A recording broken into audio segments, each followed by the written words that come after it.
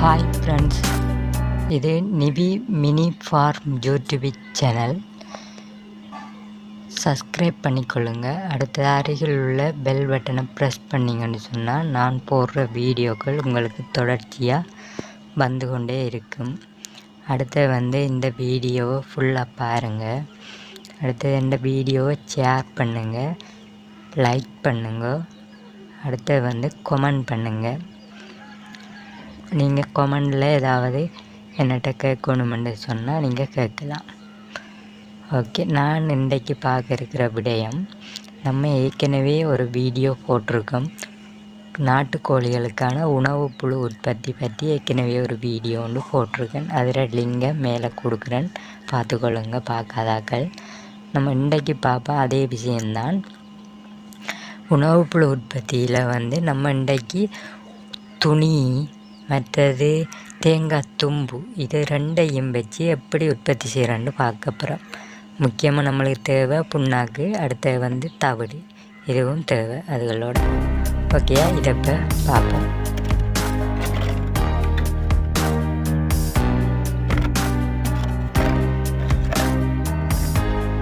Okay friends, நம்ம இப்போ ஒரு பாத்திரம் எடுத்துக்கொள்ளணும். இந்த பாத்திரம் கடைகளில் நீங்கள் வாங்கி எடுக்கிறேன்டா எடுத்து பாவிக்கலாம். அப்படி இல்லாட்டி உங்கள்கிட்ட பழைய ஏதாவது பொருட்கள் இருந்தாலும் இதே போல் இருந்துச்சுன்னு சொன்னால் எடுத்து நீங்கள் பாவிக்கலாம். அப்போ இந்த பாத்திரத்தில் உயரம் 2 இன்ச்சுக்கு கூடுதலாக இருக்கக்கூடாது. 3 இன்ச்சு அப்படி இருந்தாலும் பரவாயில்ல. ஆனால் இதை விட உயரமாக இருக்குமென்னு சொன்னால் அதிகமான புழுக்கள் உற்பத்தி ஆகாது. அடுத்து நீங்கள் எடுக்க வேண்டியது தேங்காய் தும்பு, இதையும் எடுத்துக்கொள்ளுங்க. அடுத்தது துணி, அடுத்தது புண்ணாக்கு, இது இவ்வளத்தையும் எடுத்துட்டிங்கன்னு சொன்னால் நீங்கள் உணவு புழு உற்பத்தி செய்கிறதுக்கு உங்களுக்கு லேசாக இருக்கும்.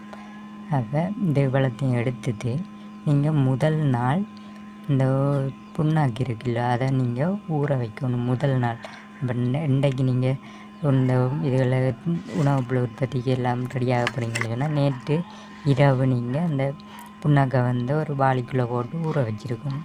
அப்போ நீங்கள் ஒரு வாளிக்குள்ளே போட்டு ஊற வச்சு இன்றைக்கு காலையில் அதை எடுத்து அதுக்குள்ளே நீங்கள் தவிட்டை கொஞ்சம் கொட்டுங்க. கொஞ்சம் கொஞ்சமாக கொட்டுங்க, நிறைய கொட்ட வேணாம் தவிட்டை. கொஞ்சம் கொஞ்சமாக கொட்டி நீங்கள் கையால் பிசைஞ்சு எடுத்துக்கொள்ளுங்க. எடுத்தோடனே அந்த நல்ல கூழ்த்தன்மை வராமல் ஒரு கட்டியான தன்மையில் இருக்குமென்று சொன்னால் தான் அந்த புழுக்கள் அதிக அளவில் உற்பத்தி ஆகும்.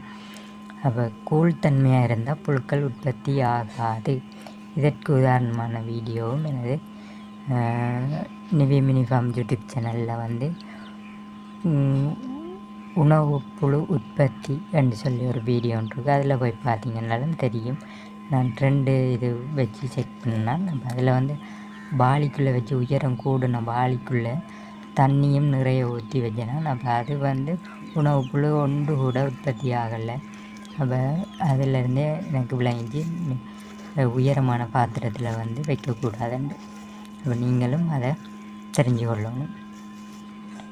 அதுக்கு பிறகு நீங்கள் கையால் வடிவ பிசைஞ்சு எடுத்துக்கொள்ளுங்க. எடுத்துட்டு அதுக்குள்ளே நீங்கள் அந்த பாவிக்காத பழைய துணிகள் இருக்குந்தானே, அதுகளை போட்டுக்கொள்ளுங்க. பழைய துணிகளும் நம்மளுக்கு கையில் பிடிச்சோன்னே இந்த நிற்கக்கூடிய மாதிரி ஈரம் நிற்கக்கூடிய மாதிரியான துணிகளை எடுங்க. அப்போ அதுக்குள்ளே அப்போ துணியில் இந்த தவிடு அப்படியே ஃபுல்லாக படணும். அப்போ கொஞ்சமாக தண்ணியை கொஞ்சம் கூட்டி அதிகமாக இல்லை கொஞ்சமாக போட்டு அந்த தவிட்டையும் கொஞ்சம் போட்டு கலந்து கொள்ளுங்க. கலந்துட்டு அந்த துணிகளை உள்ளே போட்டு நல்லா அது துணியில் படக்கூடிய மாதிரி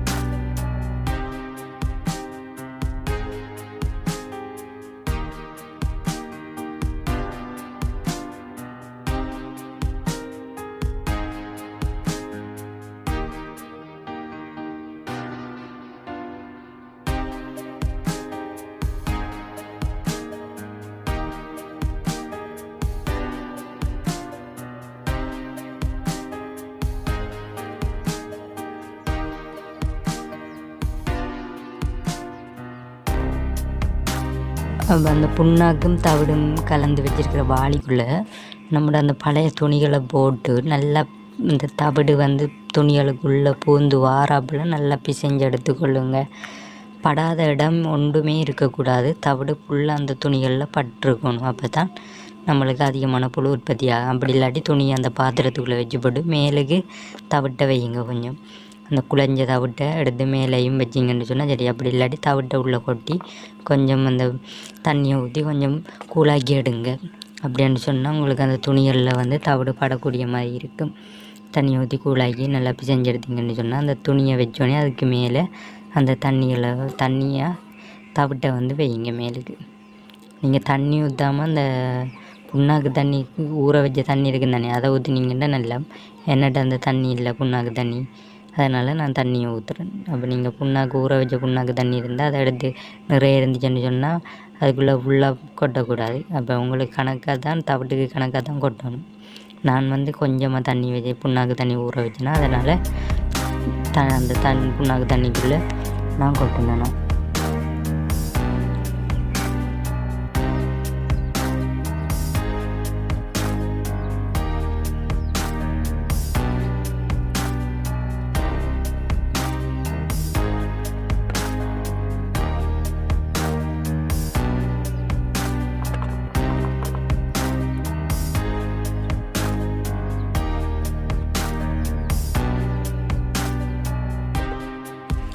ஓகே நண்பா, உணவு புழு வந்து உற்பத்தி ஆகிறதுக்கு அது கூடுனது 4 நாட்கள் தான். அப்போ 4 நாட்களுக்கு பிறகு நீங்கள் உணவு புழு உற்பத்தி ஆகும்னு வச்சுட்டு இருக்கக்கூடாது. 4ஆவது நாள் எடுத்து அதை வந்து கோழிகளுக்கு கொடுத்துடணும். 4 நாட்களுக்கு பிறகு உணவு புழுக்கள் வந்து படிப்படியான மாற்றங்களுக்கு உள்ளாகி அதில் வந்து இல்லாமல் போயிடும். அப்போ அதனால் வந்து நம்ம 4ஆவது நாளே உணவு புழுக்களை கோழிகளுக்கு கொடுக்கறது சிறந்தது. அப்படி இல்லாட்டி 3ஆவது நாளும் கொடுக்கலாம் நீங்கள். அப்போ உங்கள் கோழிகளை பொறுத்து நீங்கள் இப்போ உணவு புழுக்கள் வந்து உற்பத்தி ஆகிறதுக்கு 4 நாள் எடுக்குமென்று சொன்னால் நம்ம வந்து ஒவ்வொரு நாளும் இந்த புழு கொடுக்கணும் என்று சொன்னால் 5 பாத்திரத்துக்குள்ளே வச்சிங்கன்னு சொன்னால் சரி. இப்போ இன்றைக்கு ஒன்று வைக்கிறீங்கன்னு சொன்னால் நாளைக்கு உண்டு, அடுத்த நாள் அதுக்கு அடுத்த நாள் 2 வச்சிங்கன்னு சொன்னால் இந்த ஒரு நாள் இப்போ இன்றைக்கு வைக்கிறது 4ஆவது நாள் உணவு புழு வந்து உற்பத்தி ஆகிடும். அப்போ அதை வந்து கோழிகளுக்கு கொடுக்கலாம். அப்போ நாளைக்கு வைக்கிறத அதுக்கு அடுத்த நாள் கொடுக்கலாம். அப்போ ஒவ்வொரு நாளும் நீங்கள் அதை வச்சுக்கொண்டே இருக்கணும். அப்போ தொடர்ச்சியாக ஒவ்வொரு நாளும் நீங்கள் அதை வச்சிங்கன்னு சொன்னால் ஒவ்வொரு நாளும் கொடுக்கலாம் கோழிகளுக்கு. 5 பாத்திரம் எடுத்து வச்சிங்கன்னு சொன்னால் உங்களுக்கு லேசாக இருக்கும். இப்படி நீங்கள் பாவிச்சிங்கன்னா ஒவ்வொரு நாளுமே கொடுக்கக்கூடிய மாதிரி இருக்கும். இப்போ ஒன்று நீங்கள் பாவிச்சிங்கன்னு சொன்னால் இதை இப்போ 4 நாளையால் தான் எடுத்து கொடுக்கலாம். அதுக்கு பிறகு அதை வச்சு அதுக்கு பிறகு 4 நாளையால் தான் எடுத்து கொடுக்கலாம். அப்போ வந்து கோழிகளுக்கு ஒவ்வொரு நாளும் கிடைக்காது. அதனால் 4 இல்லாட்டி 5 பாத்திரம் வச்சிங்கன்னு சொன்னால் ஒவ்வொரு நாளும் கொடுக்கக்கூடிய மாதிரி இருக்குது. வந்து தும்பு என்னதுக்காண்டி நம்ம பயன்படுத்துகிறோம்னு சொன்னால் தும்பில் வந்து இந்த ஈரத்தன்மை அதிகமாக இருக்கும். ஈரத்தன்மை அதிகமாக இருக்கக்குள்ள வந்து புழுக்கள் வந்து உற்பத்தி ஆகிறது கூடுதலாக இருக்கும். மற்ற இதுகளை விட தும்பில் வந்து புழுக்கள் வந்து அதிகமாக உற்பத்தி ஆகும். அந்த புண்ணாக்கு தண்ணியும் தவிடும் செய்கிறக்குள்ள. அதனால தான் தும்பை நான் அதிகமாக பயன்படுத்துகிறேன். அப்போ தும்பு வந்து நீங்கள் இங்கே ஒரு நினைக்கிறதுல உங்களை தேங்காய் உரிக்கிற உரிமட்டையில் இருக்கும் தும்பு. அதை நீங்கள் பிச்சை எடுத்தீங்கன்னு சொன்னால் நல்ல வடிவாக அதை எடுத்து தண்ணியில் போட்டு ஊற போட்டுடுங்க. அப்போ நான் ஊற வைக்கல. நீங்கள் முதல் நாளே அந்த புண்ணாக்கு ஊற வைக்கிற தண்ணிக்குள்ளே நீங்கள் அந்த தும்பையும் போட்டு ஊற வச்சிங்கன்னு சொன்னால் நல்லா இருக்கும். அப்போ நீங்கள் வந்து அதே போல் செஞ்சு விடுங்க. அதை பிச்சு அந்த புண்ணாக்கு தண்ணி ஊற வைக்கிற அதுக்குள்ளேயே போட்டு நீங்கள் ஊற வச்சிங்கன்னா முதல் நாள் அதை எடுத்து வைக்கிறதுக்கு லேசாக இருக்கும். அப்படி நீங்கள் செஞ்சு விடுங்க. அடுத்தது வந்து இந்த உணவு புழுக்களை வந்து நம்ம கோழிகளுக்கு கொடுத்தோம்னு சொன்னால் அந்த முட்டையிடுற நாட்களில் கொடுத்தோம்னா அந்த முட்டைகள் வந்து பெரிய முட்டைகளாக விடுங்கலாம் என்றும் சொல்கிறாங்க. நான் கொடுத்து பார்க்கல, நான் இப்போ தான் உற்பத்தி செய்கிறேன். இது 2ஆவது தரம். அப்போ நான் இன்னைக்கு கொடுத்து பார்த்து தான் உங்களுக்கு அது உண்மையாக என்ன மாதிரி என்று தெரியும். அப்போ நம்மளும் கொடுத்து பார்ப்போம். ஆனால் நான் முதல் தரம் உணவு புழுக்களை உற்பத்தி செஞ்சு கோழிகளுக்கு கொடுக்கக்குள்ள அதில் வந்து அதிகமாக விரும்பி சாப்பிடுச்சுகள். ஓடி அங்கே இங்கே வந்து கிட்ட வந்து தேடி தேடி சாப்பிடுச்சு.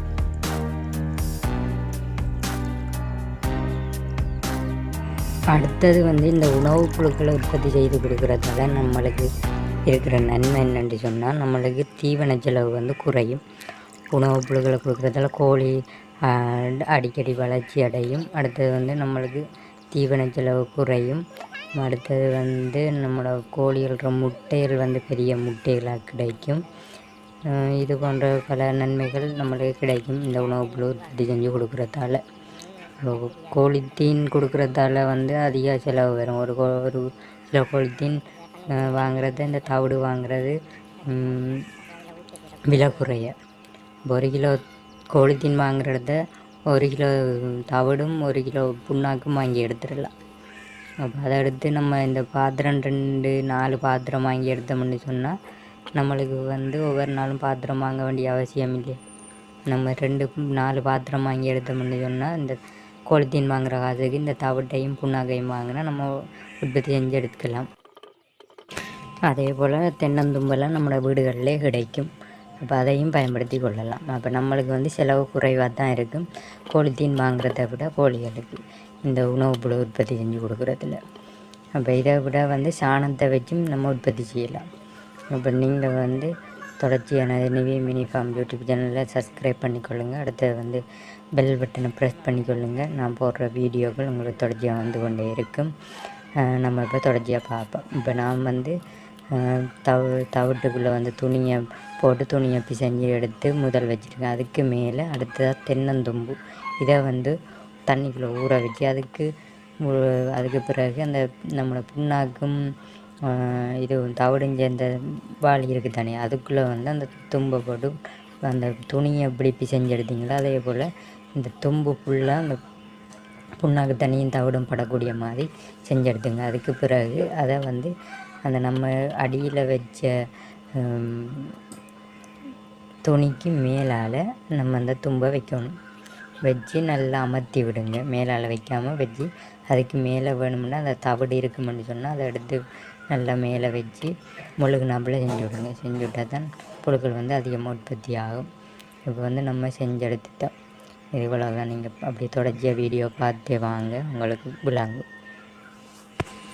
இதை அப்படி வச்சு அமர்த்தி விட்டு அதை வந்து கொண்டு போய் நம்ம நிழலான ஒரு இடத்துல தான் வைக்கணும். இதை அப்போ ஈரமாகவும் இருக்கணும், அந்த இடம் இணலாகவும் இருக்கணும்.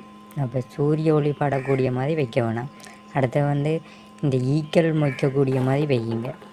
ஈக்கள் வைக்குமென்று சொன்னால் அதிகமான புழுக்கள் உற்பத்தி ஆகும். அப்போ வந்து ஈக்கள் மொய்க்கணுமென்று சொன்னால் நீங்கள் மேலால் வந்து அழுகுன மாம்பழம், பிலாப்பழம் இதுகளை வந்து கரைச்சி நீங்கள் மேலால் ஊற்றலாம். இல்லாட்டி வெல்லம், இல்லாட்டி சர்க்கரை தண்ணி இதுகளையும் நீங்கள் மேலால் ஊற்றலாம். புண்ணாக்கு இருக்குமென்னு சொன்னால் அதை பாய்விங்க. புண்ணாக்கு இல்லாதாக்கள் இப்போ இதுகளை பாவிக்கலாம். மேலுக்கு வந்து அந்த அழுகுன மாம்பழம், அன்னாசி அப்படியான பழங்களை வாங்கி வந்து அதை போட்டு அதுகளை வாங்க தேவையில்லை. நீங்கள் மார்க்கெட்டில் போனாலே சும்மா எடுத்துகிட்டு வரலாம். அப்படி எடுக்க கஷ்டமானாக புண்ணாக்கை வாங்கி எடுத்துக்கொள்ளுங்க. அதை வாங்கி எடுத்து அதை மேலால் அந்த மாம்பழத்தை தண்ணியை மேலால் ஊற்றினா ஈக்கள் வந்து மொய்க்கும். அது வந்து துர்நாற்றம் அதிகமாக வீசாது. இதுக்கும் துர்நாற்றம் அதிகமாக வீசாது. நம்ம வந்து அளவாக தண்ணி கூட விட்டோம்னா தான் அந்த துர்நாற்றம் அதிகமாக வீசும். தண்ணி வந்து அளவாக இருக்குமென்னு சொன்னால் துர்நாற்றம் வீசுவது குறைவாக இருக்கும். வீசுந்தான், வீசாதண்டில் குறைவாக இருக்கும். எப்படி நான் வந்து இந்த கோழிக்கூடு கீழே ஒரு கூடு ஒன்று இருக்குது. அதுக்குள்ளே ஒரு குஞ்சு எலும்பிடலை. இப்போ அதுக்குள்ளே தான் நான் இந்த உணவுப்புழு உற்பத்திக்குரிய இடமாக அதை தெரிவு செஞ்சுருக்கேன். அப்போ அதில் வந்து நிழலாக தான் இருக்கும். அப்போ நான் வந்து சுற்றி அதுக்கு தண்ணி ஊற்றி விட்டேன்னு சொன்னால் அது ஈரமாகவும் இருக்கும். இப்போ வந்து இடையான்கள் போகக்கூடிய மாதிரி இருக்கும். இப்போ பார்த்திங்கன்னு சொன்னால் இது வந்து நான் முதல்ல வச்ச வந்து வீடியோ எடுத்தினான். அதான் இது 3வது நாள் எடுத்த வீடியோ. இந்த பார்த்திங்கன்னு சொன்னால் இந்த புழுக்கள் வந்து உற்பத்தி ஆகிருக்கு. அப்போ இது துணியில் வச்சது தான் 3வது நாள் வச்சது. 3வது நாள் எடுத்து காட்டியிருக்கணும் உங்களுக்கு. இந்த பார்த்திங்கன்னா உற்பத்தி ஆகிருக்கு. இதில் பார்க்கக்குள்ளே விளங்குது. இது என்ன பிரச்சனைன்னு சொன்னால் இதுக்கு வந்து தண்ணி கொஞ்சம் கூடிட்டு அதனால் வந்து அதிகமான புழுக்கள் உற்பத்தி ஆகலை. இந்த துணிகளை தான் வச்சேன். இப்போ அதிகமான புழுக்கள் வந்து உற்பத்தி ஆகியிருக்கு. ஆனால் அதிகமாக உற்பத்தி ஆகலை. ஏன்னு சொன்னால் தண்ணி கூடிட்டு தவிட்டுக்குள்ளே. தண்ணின்னு சொல்லி அந்த புண்ணாக்கு தண்ணி வந்து கூட்டினதால தான் அதிகமான புழுக்கள் வந்து உற்பத்தி ஆகலை. இப்போ தொடர்ச்சியை பார்த்திங்கன்னா நான் 4வது நாளும் காட்டுவேன். இது இந்த இதுதான் 4வது நாள். இப்போ இதை எடுக்கக்குள்ளே வந்து பார்த்திங்கன்னா தெரியும், இந்த புழுக்கள் வந்து கொஞ்சம் கூடுதலாக தான் இருக்குது. இல்லை இப்போ கோழிகளுக்கு இதை கொடுத்த முடியும்னா பாருங்கள், கோழிகள் எவ்வளோ விரும்பி சாப்பிடுதுன்னு சொல்லி நீங்களே பார்க்கக்கூடியதாக இருக்கும். இப்போ எடுத்து போட்டோன்னே கோழிகள் இவங்களுக்கு முதலாக கொடுக்குறேன் இது. இப்போ பாருங்கள், ஆக்கள் கொஞ்சம் நேரத்துக்கு பயப்படுறாங்க, அந்த துணியை பார்த்து கொஞ்சம் பயப்படுறாங்க. அதுக்கு பிறகு வந்து ஒரு ஆள் சாப்பிட்டு தரேன், எல்லோரும் வந்து சாப்பிடுவாங்க. இப்போ வந்து நம்ம வந்து இந்த காலகட்டத்தில் வீட்டில் சும்மா இருக்கிற டைமில் வந்து இப்படியான கோழிகளை வந்து வளர்க்கலாம். இதுகளை வளர்க்குறதெல்லாம் நம்மளுக்கு லாபம்தான். இதுகள் வந்து 6 மாதத்துக்குள்ளே ஒரு 4 மாதத்தாலே இதுகள் முட்டை விடுங்கன்னு நினைக்கிறேன். இப்போ நம்மளுக்கு வந்து வீட்டுக்கு தேவையான கறிகளை வந்து இதுகள் மூலம் நம்ம வந்து எடுத்துக்கொள்ளலாம். இப்படி நம்ம சின்ன சின்ன மூளையை பயன்படுத்தி நம்மளோட செலவுகளை குறைக்க முடியும்னா நம்மளுக்கு லாபங்கள் அதிகமாக வரும். நம்ம வந்து நம்மளோட மூளையை பயன்படுத்தாமல் செய்ய முடியும்னா நம்மளுக்கு நஷ்டம்தான் வரும். இப்போ நீங்களும் உங்களோட வீட்டில் இதை போல் செஞ்சு நீங்களும் பயனடையலாம். ஓகே நண்பர்களே, எனது நிதி மினி ஃபார்ம் யூடியூப் சேனலை சப்ஸ்கிரைப் பண்ணிக்கொள்ளுங்க. அடுத்து வந்து இந்த வீடியோ ஃபுல்லாக பார்த்ததுக்கு மிக்க நன்றி. ஃபுல்லாக தொடர்ச்சியாக பார்த்து கொண்டே இருங்க. அடுத்து வந்து இந்த வீடியோவை ஷேர் பண்ணுங்கள், லைக் பண்ணுங்கள், கமெண்ட் பண்ணுங்கள். ஓகே, நன்றி, வணக்கம்.